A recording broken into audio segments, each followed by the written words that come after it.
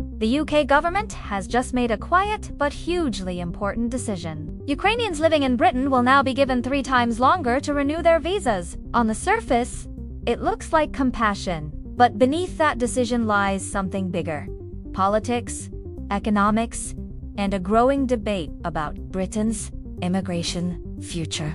This is Money Unmasked UK.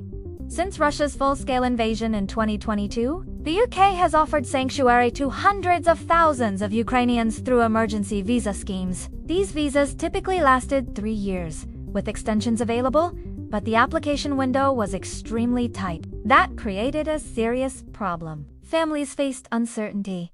Employers hesitated to offer long-term jobs. Landlords worried about visa expiry risk. Now, the government has responded. Instead of a short renewal window, Ukrainians will have 3 times longer to apply, reducing the fear of falling into legal limbo. Officials say the move is designed to provide stability and peace of mind while the war continues, but that's only part of the story. This wasn't just humanitarian pressure, it was economic pressure. The UK has already taken in over 300,000 Ukrainians, many of whom are working, paying taxes, and filling labor shortages. If large numbers suddenly faced visa uncertainty, the impact wouldn't just be personal, it would hit local labor markets, housing stability, public services planning, and employer confidence.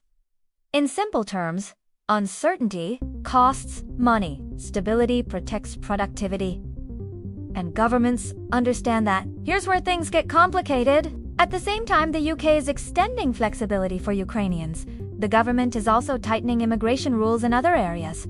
Longer settlement routes, stricter benefit conditions, temporary protection models instead of permanent residency. This creates a political tightrope. Support genuine humanitarian cases, while convincing voters migration is still being controlled. So this visa change isn't just policy, it's messaging. There's another layer rarely discussed.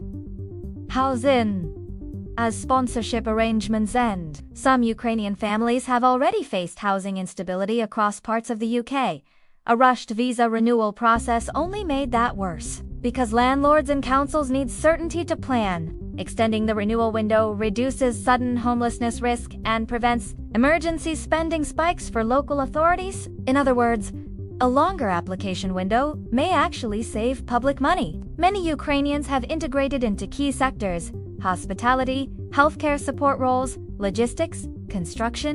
Visa instability can remove workers overnight, and that creates shortages, which drive inflation and service delays. From a financial perspective, this policy is less about immigration generosity and more about economic continuity. The timing matters. The announcement coincides with renewed efforts by the UK to demonstrate long-term support for Ukraine, not just militarily, but socially and economically. Extending visa flexibility signals Britain expects the conflict's consequences to last longer, and policy is being adjusted accordingly. This change reduces immediate stress, but it doesn't answer the long-term question: will temporary protection eventually become permanent settlement? Or will return expectations remain once the war ends? That uncertainty is still unresolved, and that's where the real debate begins. So this isn't just a visa story. It's a window into how modern governments balance compassion, economics, and political pressure. And the decisions made now will shape Britain's labor market, housing system, and immigration policy for years. If you want clear explanations of the money and power behind the headlines, subscribe to Money Unmasked UK. Because the real story is rarely the one you're first told.